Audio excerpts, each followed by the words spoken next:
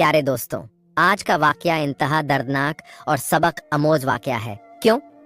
एक इमाम मस्जिद की लाश को अमानत के तौर पर कब्रिस्तान की बजाय कूड़े के ढेर में दफनाया गया।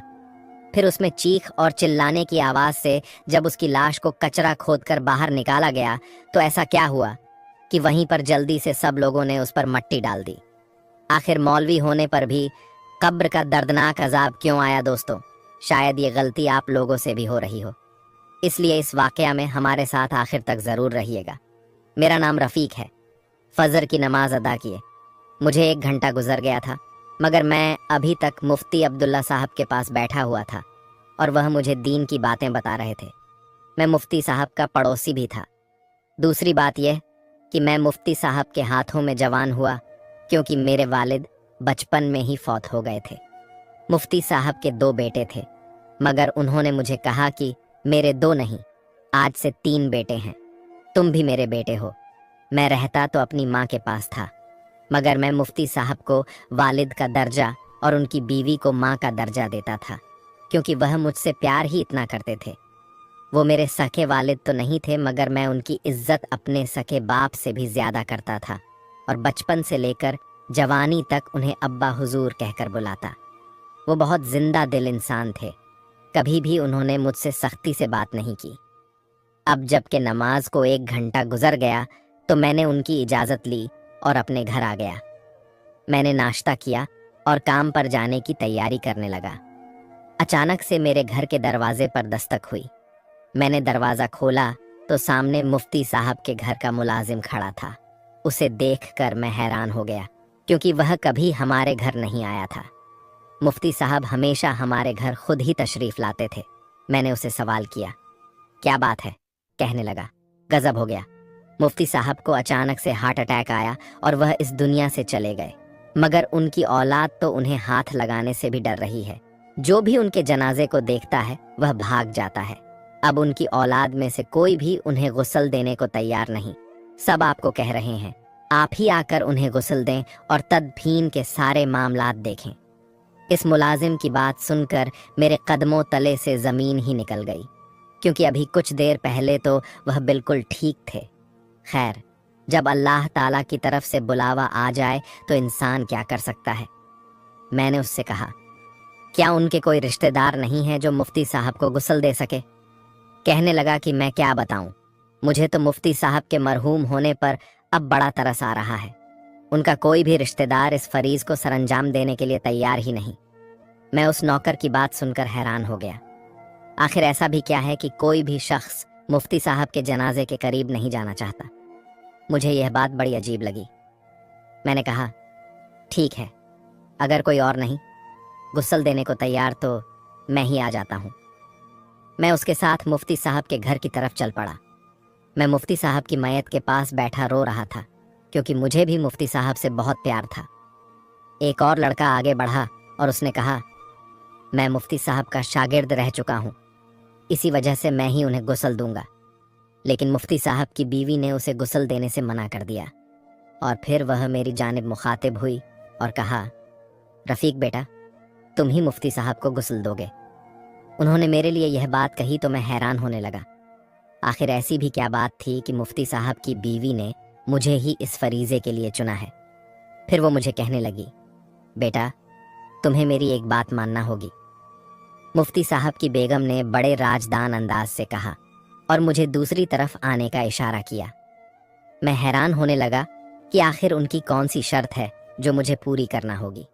मुफ्ती साहब की बीवी ने मुझे एक अजीब बात बोली, बेटा, मेरी बात गौर से सुनना और इस पर पूरा पूरा अमल करना। मैं तुम्हें जैसा कहूँ तुम वैसा ही करना। किसी को कोई बात नहीं बताओगे। मुझसे वादा कर लो, वरना मैं तुम पर कभी भरोसा नहीं कर पाऊंगी। मुफ्ती साहब की बेगम की यह बात सुनकर मुझे हैरत होने लगी। पहली बात यह कि उनकी आंखों में गम के आंसू नहीं थे, और दूसरा, वह मुझे धमकाने वाले अंदाज में यह बात कह रही थी। हालांकि आज से पहले मैंने मुफ्ती साहब की बीवी का बहुत ही नरम रवैया देखा था, पर आज अपने शौहर के जाने पर वो बड़ी सख्ती से पेश आ रही थी। खैर, मैंने उनसे पूछा कि उनकी क्या शर्त है। तब वह मुखातिब होकर कहने लगी, मेरे शौहर की मैयत को अंधेरे में गुस्ल दिया जाए तुम वादा करो कि तुम उन्हें रोशनी में नहीं देखोगे। मैं अपने शौहर की बेहुरमती नहीं करना चाहती। उनकी बात सुनकर मैं बहुत हैरान हुआ था। मैंने कहा, आप जैसा चाहेंगी वैसा ही होगा। मैं यह बात किसी को नहीं बताऊंगा। उन्होंने मेरा शुक्रिया अदा किया। कहा कि मैंने मैयत को कोई ऐसी जगह रखा है जहां पर कुदरती तौर पर रोशनी नहीं आती और दिन का ज़्यादातर वक्त वहां अंधेरा ही रहता है। बस तुम ख्याल रखना, गलती से भी कमरे की लाइट ऑन मत करना, वरना मैं तुम्हें माफ़ नहीं करूंगी। मुफ्ती साहब की बीवी की ख्वाहिश का एहतराम करते हुए मैं कमरे में आया और मैंने अपने आप को अंधेरे में मानूस कर लिया। मेरी आंखें बड़ी जल्द अंधेरे में मानूस हो जाती थीं। बहरहाल पानी का इंतज़ाम भी किया गया, मगर हैरत तो मुझे उस बात पर थी कि मुफ्ती साहब का जिस्म बर्फ़ की मांद ठंडा पड़ रहा था। उसमें कोई हैरत की बात तो नहीं थी। मैयत का वजूद अमूमन ठंडा ही होता है, लेकिन मुफ्ती साहब की मैयत इस कदर ठंडी के हाथ लगाकर मुझे बड़ा सर्द महसूस हुआ, जैसे मैंने किसी बर्फ़ पर हाथ रख लिया हो। बहरहाल मैंने मुकम्मल ईमानदारी के साथ मुफ्ती साहब को गुस्ल दिया, मगर जैसे ही मैं गुस्ल देकर कमरे से बाहर आने लगा, गलती से मेरा हाथ बिजली के बोर्ड पर लग गया। शायद ऐसा इसलिए हुआ कि अल्लाह ताला मुझे हकीकत दिखाना चाहता था। जैसे ही मेरा हाथ बिजली के बोर्ड पर लगा, पूरा कमरा एक लम्हे के लिए रोशन हो गया। मेरी नज़र मुफ्ती साहब के वजूद पर पड़ी और मेरे कदमों तले से ज़मीन निकल गई। मैंने जो देखा, मुझे अपनी आंखों पर यकीन नहीं आया।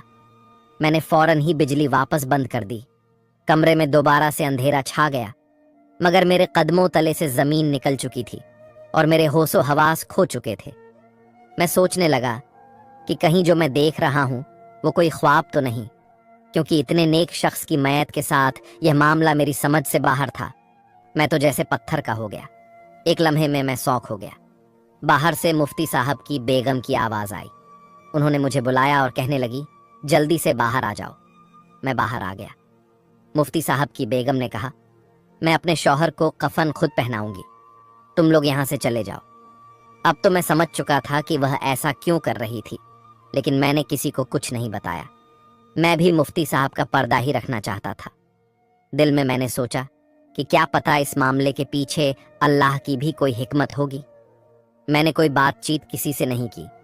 मुफ्ती साहब की बेगम ने कहा, मैं अपने शौहर को खुद ही कफन पहनाऊंगी। मगर जैसे ही जनाजे को बाहर रखा गया, मैयत के चेहरे को मुकम्मल तौर पर कफन से ढांपना में मुफ्ती साहब के बहुत सारे शागिर्द भी आए हुए थे। हर कोई यही चाहता था कि वह मुफ्ती साहब की मैयत का आखिरी दीदार कर ले, मगर उनकी बीवी ने मुफ्ती साहब के चेहरे से कफन ना हटाया और सबको मना कर दिया। कहा कि मेरे शौहर का चेहरा कोई भी नहीं देख सकता। लोगों को उनकी जहनी हालत पर शक होने लगा, मगर वह यह बात बड़े होशो हवास में कह रही थी। उन्होंने संजीदगी से कहा कि मैं नहीं चाहती, तुम लोग मेरे शौहर का चेहरा देखो। अगर यकीन नहीं आता तो यह वसीयत पढ़कर देख लो। इसमें लिखा हुआ है कि मरने के बाद कोई मेरा चेहरा नहीं देखेगा और मुझे अंधेरे में गुस्ल दिया जाएगा। यह बात बड़ी हैरान करने वाली थी। मुफ्ती साहब की बेगम ने कहा कि अभी वसीयत का एक और हिस्सा भी है जो मैं बाद में बताऊंगी। पहले नमाज जनाजा हो जाए, इसके बाद तुम लोग मेरे पास आना। मैं इस वसीयत का आखिरी और तीसरा हिस्सा पढ़कर सुनाऊंगी, जिस पर अमल करना हम सब पर लाजिम है, क्योंकि मुफ्ती साहब की जिंदगी में कभी किसी ने उनकी नाफरमानी नहीं की थी। हम लोग मुफ्ती साहब का जनाजा पढ़ने लगे, मगर मेरे दिल में अजीब से सवाल उठ रहे थे। मुफ्ती साहब की बीवी का रवैया बहुत ही पुशरात था। ऐसे लगता था कि वह किसी एहसास जुर्म के तले दबी हुई हो, मगर उन्होंने अपनी जुबान से कोई इजहार ना किया। बस वह परेशान दिखाई दे रही थी। अपने शौहर की मैयत को लेकर उन्होंने बहुत सारी बातें सबको समझा दी। नमाज जनाजा पढ़ने के बाद मुफ्ती साहब की बेगम ने सब लोगों को इकट्ठा किया और कहा कि मुफ्ती साहब ने मरते हुए एक वसीयत की थी, जिसे पूरा करना तुम लोगों पर लाजिम है। वह सऊदी अरब की पाक सरजमीन में दफन होना चाहते थे। उनके ताल्लुकात भी बेशुमार थे, मगर अब वह फौत हो चुके हैं। तुम लोग उनकी जिंदगी में उनके साथ रहे हो, मरने के बाद भी उनका साथ मत छोड़ो। मैं जानती हूँ ऐसा करना आसान नहीं, मगर मुफ्ती साहब की यह ख्वाहिश थी कि उन्हें सऊदी अरब की पाक सरजमीन पर दफनाया जाए, اس لیے ان کی خواہش کو پورا کرنے کے لیے تم میں سے کوئی بھی کسی بڑے آدمی سے بات کریں اور اس کی خواہش کو پورا کریں۔ ہو سکتا ہے سعودی عرب کی حکومت اس بات کی اجازت دے دے۔ ویسے تو یہ بڑا مشکل کام تھا، کیونکہ سعودی عرب میں قانون بہت سخت تھے، مگر پھر بھی ہم لوگ اس بارے میں کوشش ضرور کرنا چاہتے تھے۔ میں نے مفتی صاحب کی بیگم کو دیکھا تو وہ مجھے اشارے سے دوسری طرف آنے کا کہہ رہی تھی۔ میں فوراً ان کے پیچھے گیا تو انہوں نے بڑے راجدان انداز میں مجھ سے ایک بات کہی۔ کہنے لگی، بیٹا، میں اچھے سے جانتی ہوں کہ تم مفتی صاحب کے راز سے واقف ہو گئے ہو، مگر تم سے منت کرتی ہوں کہ کسی کو یہ راز مت بتانا۔ اگر تم نے یہ راز کھول دیا تو میرے لیے اس دنیا میں رہنا مشکل ہو جائے گا۔ مفتی صاحب کی بیوی کی بات سن کر میں انہیں حیرت بھری نگاہوں سے دیکھ رہا تھا۔ مجھے اس بات کا اندازہ تو تھا کہ میں ان کا یہ راز جان چکا ہوں، مگر ان کا یہ راز ان کی کمزوری ہے۔ اگلی بات انہوں نے جو کہی وہ بہت مشکل تھی، اسے پورا کرنا میرے بس میں نہیں تھا۔ وہ کہنے لگی، بیٹا، تم کوشش تو کرو، کسی طرح بھی مفتی صاحب کا جنازہ سعودی عرب کی پاک سرزمین میں دفن ہو جائے، ورنہ میں قیامت کے دن ان کے سامنے سرخرو نہیں ہو سکوں گی۔ میں نے ان سے ماجرا کر لی، کہا کہ یہ میرے بس کی بات نہیں، کیونکہ میں حکومت تک تو جانے کا سوچ بھی نہیں سکتا، یہ کام آسان نہیں۔ میں ایک عام شہری تھا۔ بہرحال مفتی صاحب کی بیگم کی اس بات کو پورا کرنا کسی کے لیے بھی ممکن نہیں تھا۔ یہ بات سب لوگوں میں پھیل گئی۔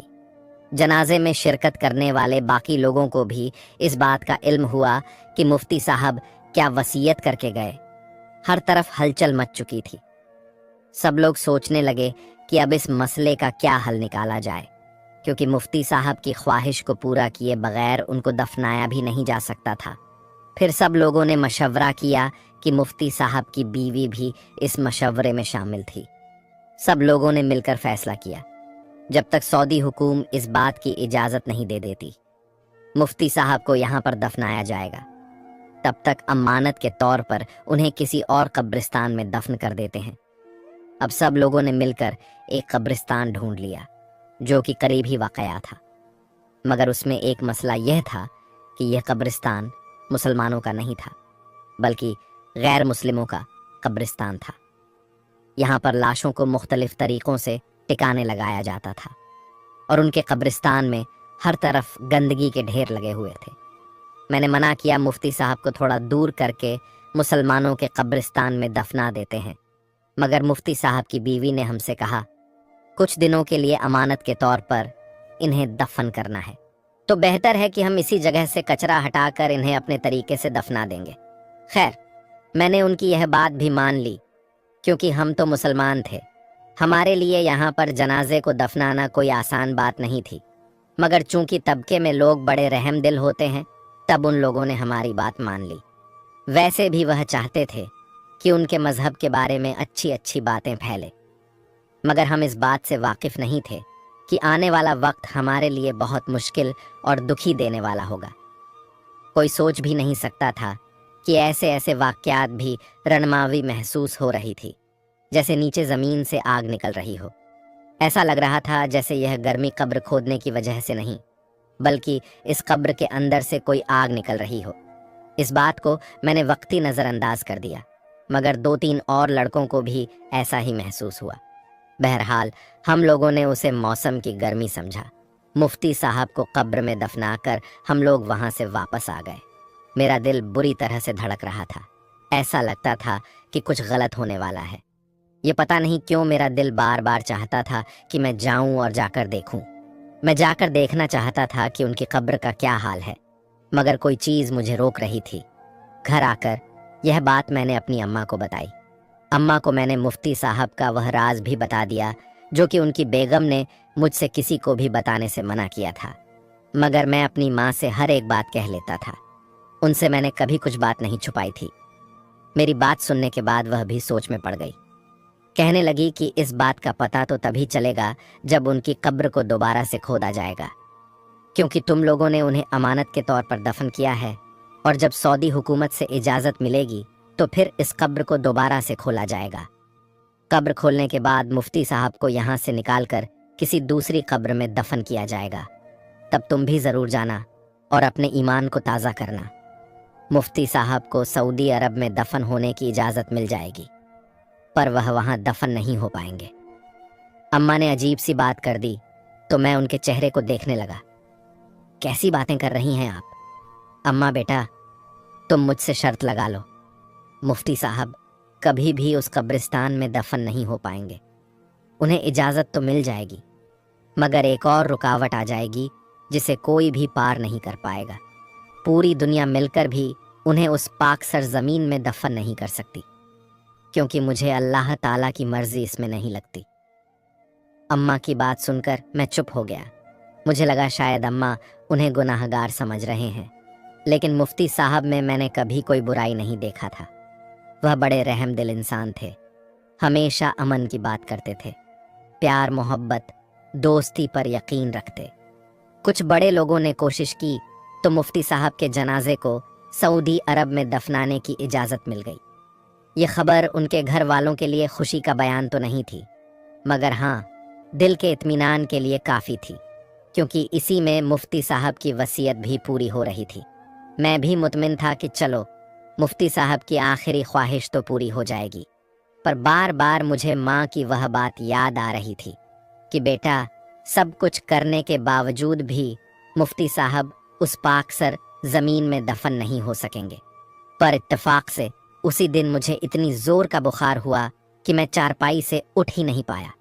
मैं मुफ्ती साहब के घर जाना चाहता था, मगर अपनी तबीयत की वजह से ना जा सका। अगले दिन मेरी हालत कुछ ठीक हुई तो मुफ्ती साहब के घर पहुंच गया। वहां पर एक अजीब सा सन्नाटा छाया हुआ था। मैंने देखा तो उनकी बेगम फूट फूट कर रो रही थी। मैंने वजह पूछी तो कहने लगी कि बेटा, मैं तुम्हें बता नहीं सकती जो हुआ है। मैंने तो मुफ्ती साहब का पर्दा रखने की बहुत कोशिश की, लेकिन अल्लाह जिसे सज़ा देना चाहे उसे कौन बचा सकता है। ये खबर तुमने भी सुन ली होगी। मुफ्ती साहब का बुलावा तो आ ही गया। सऊदी अरब की पाक ज़मीन में दफन होने की इजाज़त तो मिल ही गई, लेकिन बेटा, जब अल्लाह ना चाहे तो फिर वह नहीं हो पाता जो इंसान चाहता है। मुफ्ती साहब को ईमान के तौर पर जहां दफन किया गया था, हम लोग उनकी मैयत को वहां से निकालने गए। जब कब्रिस्तान पहुंचे तो सबने एक अजीब मंजर देखा। जब कब्र को खोला गया तो उसके अंदर एक बड़ा सा सांप बैठा था। सांप को देखकर सबकी चीखें निकल गईं। पहले तो सबने यही समझा कि शायद वह सांप वैसे ही आ गया, लेकिन उस सांप का मकसद तो हमें बाद में समझ आया। सबने बारी बारी उसे कब्र से निकालने की कोशिश की, मगर वह किसी के हटाने पर भी बाहर नहीं निकला, बल्कि वहीं बैठा रहा जैसे वह कब्र का पहरेदार हो। हमने बहुत कोशिश की थी, लेकिन हमें कोई कामयाबी नहीं मिली। वह सांप तो अब लोगों को डसने पर आ गया था। बिला आखिर सब लोगों ने इसी बात पर इत्तेफाक किया कि मुफ्ती साहब को उसी कब्र में दफना दिया जाए। किसी ने सोचा भी नहीं था कि मुफ्ती साहब की कब्र में ऐसा मामला हो जाएगा। सब लोग परेशान थे। तब मैंने उस बात को छुपाने के लिए उन्हें कफन में लपेट दिया कि अल्लाह उनका पर्दा रख ले, लेकिन शायद अल्लाह ताला ने उनकी हकीकत सभी को बताना था। मैं तो उनके हर ऐब से वाकिफ थी।